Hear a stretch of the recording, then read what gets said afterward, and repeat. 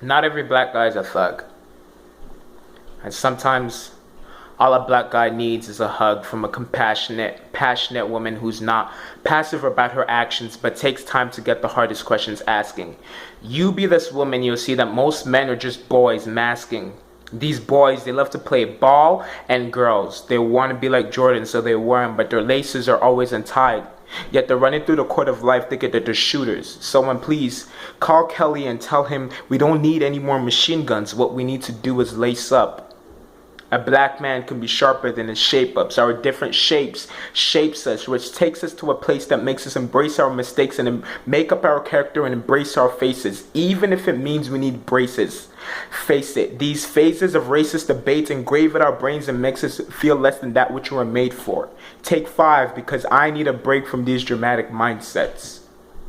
You see, the violence between Crips and Bloods is as disgusting as washing your crib in blood. This is gang talk for the gangsters that can't walk without their pants hanging around like Hancock. Their hands always under cock because they can't talk to a girl without trying to get in her pants first.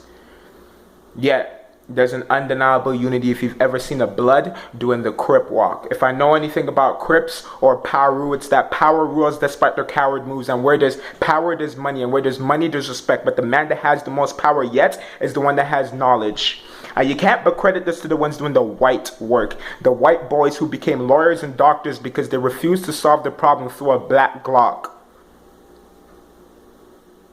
The ones that will put you on trial for murder, yet treat you in a hospital if he ever got shot. But sometimes it seems like a black man's brain hangs lower than his genes.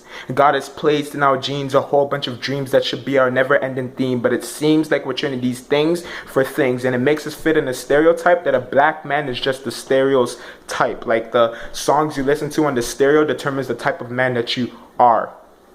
So our hip-hop, hardcore, boom bap moves us back to a time where all we moved was crack.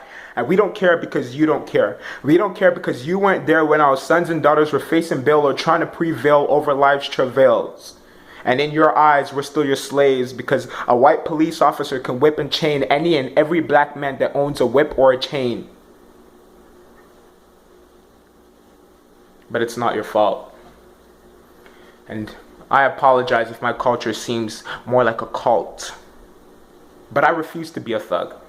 I refuse to be that which I wasn't meant to be. I refuse to be unplugged from my society.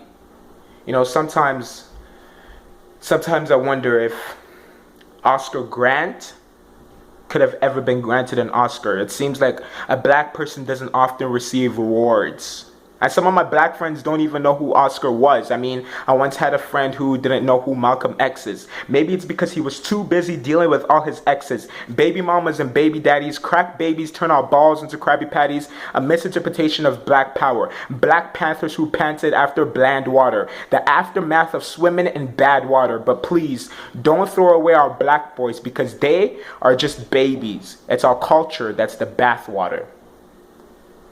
Thank you.